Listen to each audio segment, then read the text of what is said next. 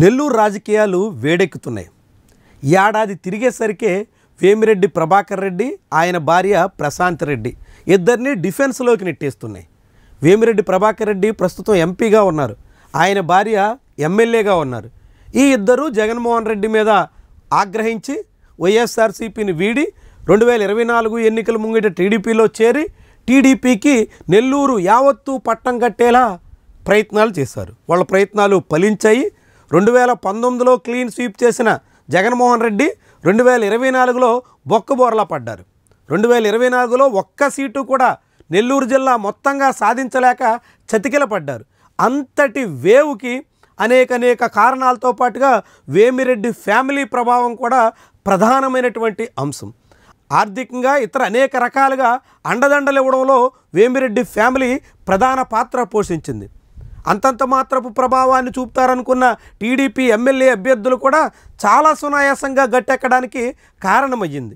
రాష్ట్ర వ్యాప్త వేవ్ కూడా కలిసి రావచ్చు, కానీ నెల్లూరు జిల్లాలో వచ్చినటువంటి మెజారిటీల వెనక వేమిరెడ్డి ప్రభావం ఉందనడం అందరూ అంగీకరించాల్సినటువంటి అంశం. అలాంటి వేమిరెడ్డి ప్రభాకర్ రెడ్డి ఏడాది తిరిగేసరికి ఇప్పుడు చాలా సమస్యలను ఎదుర్కొంటున్నారు. ఏకంగా తన ప్రయత్నాల్ని విరమించుకుంటున్నారు. తాను చేపట్టాలనుకున్న ప్రాజెక్టుల నుంచి తప్పుకుంటున్నట్టు ప్రకటిస్తున్నారు. నెల్లూరు జిల్లాలో క్వార్జ్ పరిశ్రమ ఏర్పాటు చేయాలనే ప్రయత్నం చేసి ఇప్పుడు దాన్ని విరమించుకుంటున్నట్టుగా, అందుకు విమర్శలే ప్రధాన కారణం అన్నట్టుగా చెప్పుకొస్తున్నారు. అంటే ప్రతిపక్షాల ఒత్తిడికి వేమిరెడ్డి తలొగ్గినట్టుగా కనిపిస్తుంది. వైఎస్ఆర్సీపీ ఎదురుదాటికి వేమిరెడ్డి నిలబడలేకపోయినట్టుగా స్పష్టమవుతుంది. అంతటి భారీ విజయం సాధించిన తర్వాత కూడా రాష్ట్రంలో కేంద్రంలో ప్రభుత్వాల అండదండలు ఉన్నప్పటికీ కూడా ఇప్పుడు వేమిరెడ్డి మెడలు వంచేసినటువంటి వైనం చాలా విచిత్రంగాను రాజకీయంగా కీలకమైనటువంటి పరిణామంగాను చూడాల్సి ఉంటుంది. ఇప్పటికే వేమిరెడ్డి ప్రశాంత్ రెడ్డి తీరు కారణంగా నెల్లూరులో వేమిరెడ్డి కుటుంబం చాలా అబాస్ పాలవుతుంది. వేమిరెడ్డి ప్రభాకర్ రెడ్డి ఆయన కుటుంబంతో పాటుగా తెలుగుదేశం పార్టీ పరువు కూడా పోతోంది అనే మాట వినిపిస్తోంది. గతంలో నెల్లూరులో ఎన్నడూ లేని స్థాయి పరిణామాలు ఇప్పుడు చూడాల్సి వస్తుంది.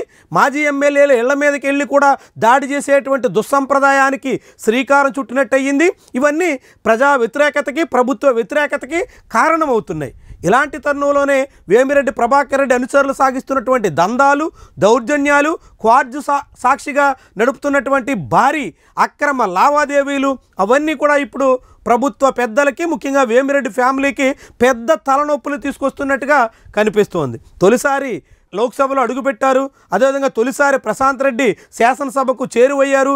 ఇలాంటి వాళ్ళు సింగిల్ టైం లీడర్లుగా మిగిలిపోకుండా ఉండాలంటే అనేక జాగ్రత్తలు పడాల్సినటువంటి అవసరం ఉంటుంది. ఇలాంటి దూకుడు, ఈ ధోరణి, అనేక రకాలుగా మేము చక్రం తిప్పగలమైనటువంటి అహంకారం ఇవన్నీ వీడకపోతే భవిష్యత్తులో వేమిరెడ్డి కుటుంబానికి 1,00,000 సవాళ్లు అనివార్యం అనే మాట నెల్లూరులో వినిపిస్తోంది.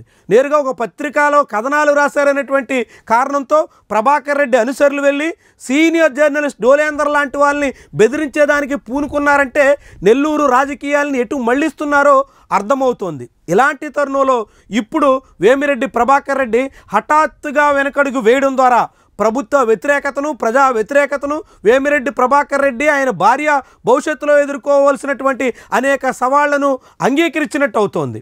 భవిష్యత్తులో ఇలాంటి పరిస్థితిని తిరిగి మళ్ళీ కొని తెచ్చుకోకుండా జాగ్రత్త పడకపోతే మాత్రం ఈ రీతిన అన్ని చోట్ల తల వంచక తప్పని పరిస్థితి వేమిరెడ్డికి అనివార్యమవుతుంది.